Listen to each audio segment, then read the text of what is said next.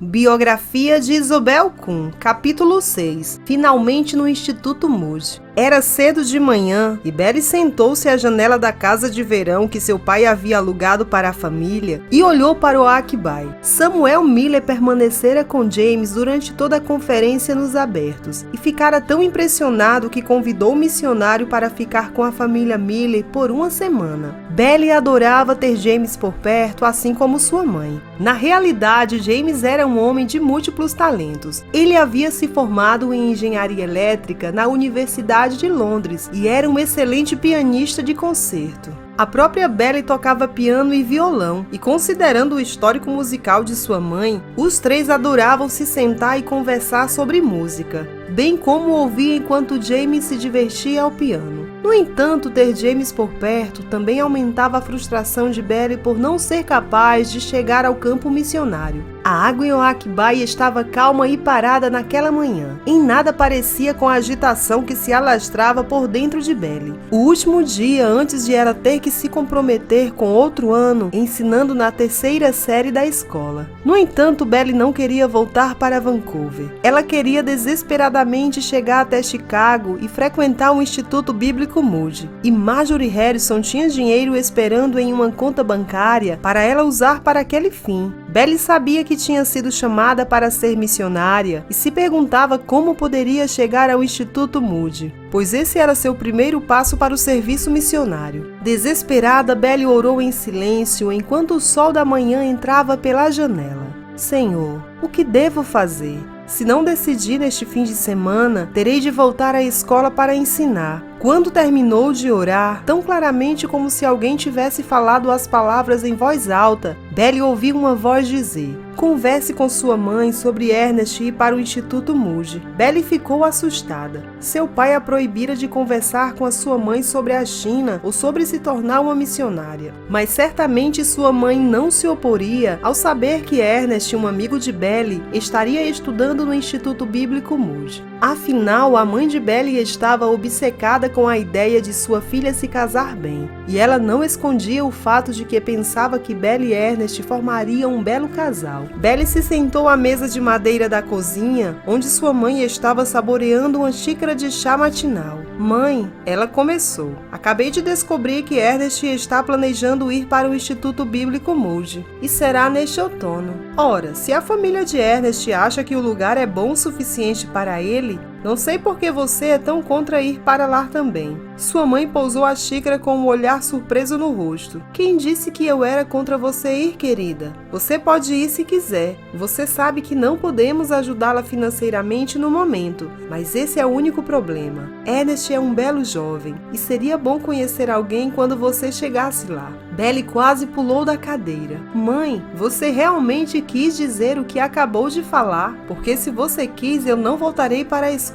Eu irei para o Instituto Moody neste outono. Sim, eu sei o que disse, respondeu Alice Miller. Você pode ir para o Instituto Moody com Ernest, mas eu não disse que você podia ir para a China. Belle ficou à mesa enquanto comia um pouco de torrada, mas em sua mente ela já estava no Instituto Moody em Chicago, aprendendo a ser missionária. 1 milhão de pensamentos corriam pela cabeça de Belle. Ela precisaria de um visto para estudar nos Estados Unidos e teria de preencher os formulários de inscrição para os estudantes do Moody. Ela também precisaria encontrar uma maneira de ganhar dinheiro para cobrir os seus gastos com roupas de inverno. Belle se perguntava se os alunos do Instituto Moody poderiam trabalhar na escola. Se ao menos ela conhecesse alguém em Chicago, ela poderia perguntar. Para passar o tempo, ela enfiou a mão debaixo da almofada da cadeira em que estava sentada e pegou 2 revistas para folhear. Quando as colocou sobre a mesa, algo chamou sua atenção na página de uma das revistas. O Dr. Isaac Page e sua esposa foram transferidos para a área de Chicago. Se alguém quiser se comunicar com ele, o endereço é este. Belle sentou-se completamente chocada. Os Pages eram amigos de longa data de seus pais. Quando ele e sua esposa estavam saindo de Vancouver de navio para retornar ao trabalho missionário na China, o Dr. Page chegara a irritar Belle ao declarar que ele oraria para que ela fosse chamada para a China como missionária. E agora, 9 anos depois, depois, os Pages estavam morando em Chicago. Assim que pôde, Belly saiu de casa. Ela tinha uma carta pedindo demissão de seu emprego como professora em Vancouver. Na outra mão, um rascunho de um telegrama para o Dr. Page. É possível trabalhar para obter o próprio sustento no Instituto Bíblico Moody? Por favor, mande respostas a cobrar. Isobel Miller. Antes do anoitecer, Belly recebera uma resposta. Sim, de fato é possível. O Instituto até possui um departamento de emprego para ajudá-la a encontrar o trabalho adequado. Essa foi a mensagem que Belly recebeu de volta pelo telégrafo. No dia seguinte, James e Belly fizeram uma caminhada juntos ao lado da baía. Belly estava agradecida por ter alguém com quem abrir seu coração. Ela contou a James tudo sobre a oposição da mãe ao seu desejo de ser missionária e como sua mãe mudara de ideia sobre deixá-la ir para Moody. Ela pode muito bem mudar de ideia novamente, James advertiu enquanto algumas gaivotas voavam acima de suas cabeças. Ele olhou para cima e depois falou baixinho, quase como se estivesse pensando em voz alta. Na verdade, eu me pergunto se você chegará à China. Você é muito jovem e tem muitos obstáculos pela frente. Depois de uma pausa, ele continuou. É até concebível que depois de você chegar à escola bíblica, Satanás tente demovê-la do seu caminho. Por exemplo, um telegrama pode aparecer dizendo que sua mãe está muito doente e pedindo para você voltar para casa imediatamente. Agora ele virou para encarar Belly, seus olhos azuis brilhando.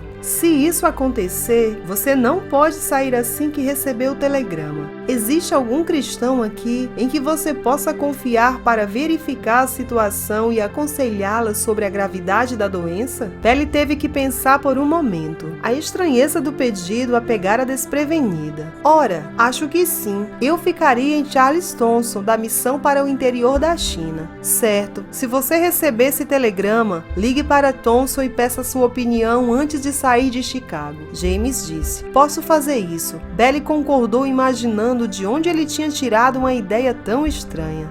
Por um lado, Belly estava feliz por James estar convencido de que ela chegaria ao Instituto Bíblico Moody, mas por outro lado, não parecia que ele acreditava que os seus problemas já haviam terminado. Com certeza, o mês seguinte foi um dos mais difíceis para Belly. Em questão de dias, sua mãe estava de volta aos ataques, alegando que se Belly a amasse, não deixaria Victoria, principalmente agora. Belly podia entender o que ela queria dizer. A família estava em desordem. Seu irmão Murray não estava conseguindo fazer dinheiro com a criação de galinhas e parecia incapaz de manter qualquer outro tipo de emprego. E seu pai estava sendo processado por negligência. O processo era baseado em mentiras, mas se fosse bem sucedido no tribunal, as poucas economias da família Miller seriam aniquiladas e Samuel Miller poderia ter de passar até 10 anos na prisão. Tal resultado deixaria Belly como o único ganha-pão da família. Nesse contexto, foi uma tarefa assustadora para Belly continuar se preparando para ir ao Instituto Moody. No entanto, ela ficava contente com os pequenos sinais da bênção de Deus ao longo do caminho. James Freeze deu-lhe algum dinheiro para suas despesas e prometeu orar frequentemente por ela. Marjorie enviara a passagem de trem para Belly chegar a Chicago.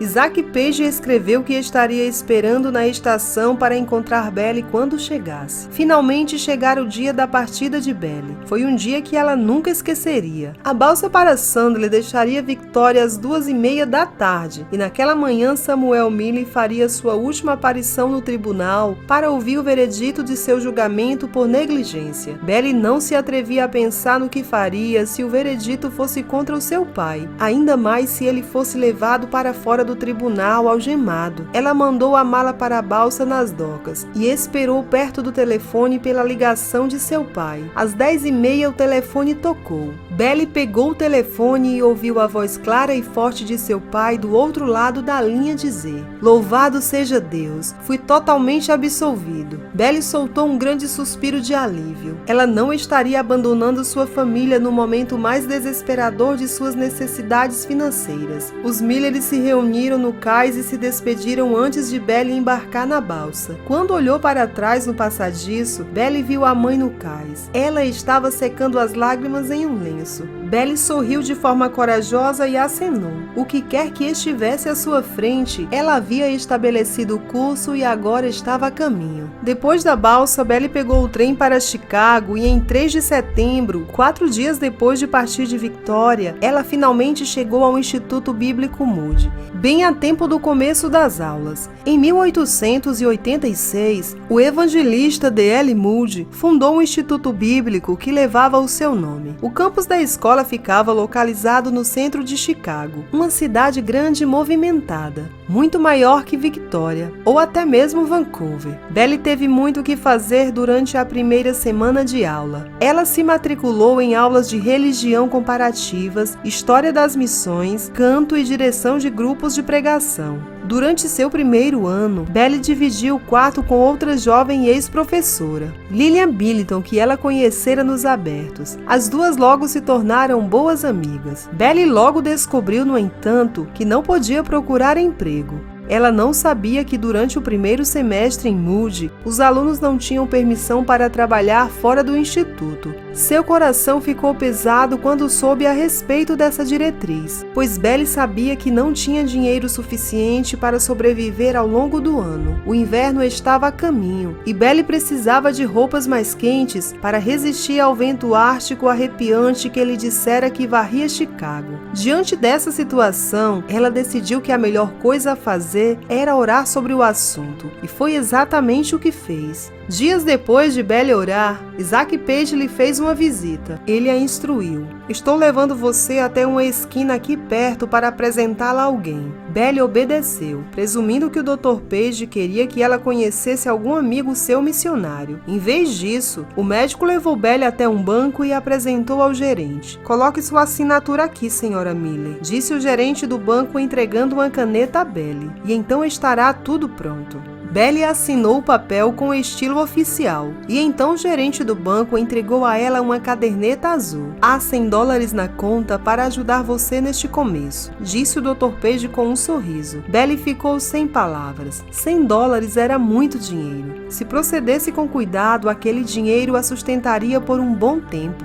Depois de agradecer profundamente ao Dr. Page, Belle voltou aos estudos com suas preocupações totalmente resolvidas, ou assim ela pensava. Apenas algumas semanas depois, Belle recebeu uma carta surpreendente da sua mãe. Aparentemente, sua mãe acabara de descobrir que tinha um câncer e ainda não havia decidido se faria uma operação para remover o tumor ou se seria submetida a tratamentos radiológicos. Belle ficou atordoada. Sua mãe tinha apenas 50 e poucos anos e parecia em boa forma quando Belle a deixara nas docas. Ela releu a carta de sua mãe 5 ou 6 vezes, esperando encontrar maiores informações nela. Que tipo de câncer ela tinha? Até que ponto se espalhara? E qual era o seu prognóstico? Depois de receber a carta, parte de Belle queria fugir de volta para Victoria e encontrar as respostas. Mas ela se contentou em saber que seu pai iria garantir que sua mãe recebesse o melhor tratamento médico possível. Ela esperou ansiosamente até a próxima carta chegar. Ela esperava mais notícias sobre a doença de sua mãe. No entanto, não foi uma carta, mas um telegrama que chegou a seguir. O telegrama trazia notícias terríveis da parte de seu pai.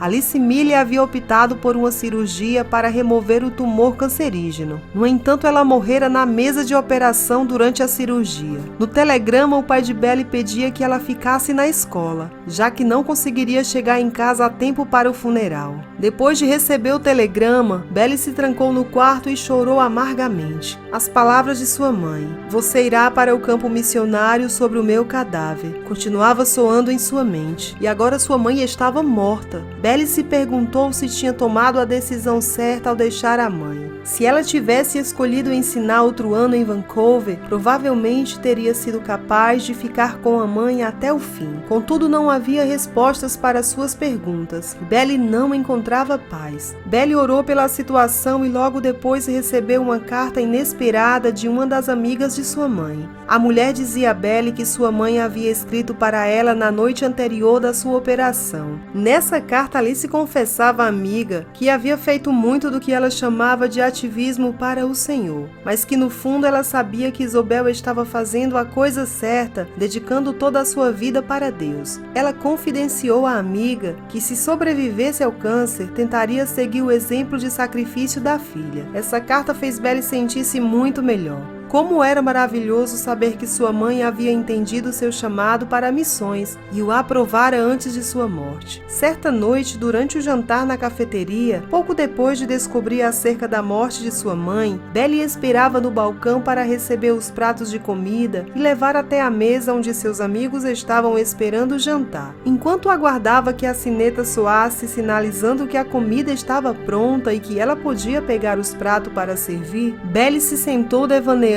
sobre os acontecimentos das últimas semanas e imaginando como seria seu futuro na China. Quando a sineta finalmente tocou, ela trouxe a mente errante de Belle de volta para a cafeteria de supetão. Ao olhar para cima, Belle se viu encarando os brilhantes olhos azuis do jovem que estava operando a máquina de lavar louça. Ela se perguntou por que não havia notado antes. Os olhos dela se encontraram momentaneamente com os dele. Foi como se uma corrente elétrica passasse por ela. Belle não sabia o nome do jovem, nem nada sobre ele, mas em seu coração ela tinha certeza de que um vínculo havia sido estabelecido entre eles naquele breve olhar. Belle passou um Natal tranquilo no Instituto Moody. O lugar atraía estudantes de toda a América do Norte, pois possuía o melhor programa de missões disponível. Como Belle, por causa da distância, muitos desses estudantes não podiam ir para casa no Natal. Belle participou de alguns dos grupos que saíam cantando canções de Natal nos arredores e da noite de testemunho do Instituto durante os feriados de fim de ano. Contudo, ela se preocupava com seu pai e o irmão em casa sozinhos. Finalmente, o ano de 1925 chegara, e agora que estava no seu segundo semestre no Instituto Moody, Belle não demorou muito para arrumar um emprego. Definitivamente não era o emprego dos seus sonhos, todavia era um trabalho. Durante 2 horas por dia, Belle trabalhava como garçonete em um refeitório de uma loja. Ela servia as refeições dos funcionários e levava os pratos quando eles terminavam. Muitas das garçonetes de tempo integral eram mulheres grandes, de porte avantajado, que se gabavam de poder levar 5 ou mais jantares completos em uma bandeja de uma só vez e ainda equilibrar a bandeja enquanto serviam as refeições. No entanto, o melhor que Belle conseguia fazer era levar 2 jantares de cada vez em sua bandeja. Ainda assim, continuou no trabalho. Ela precisava de dinheiro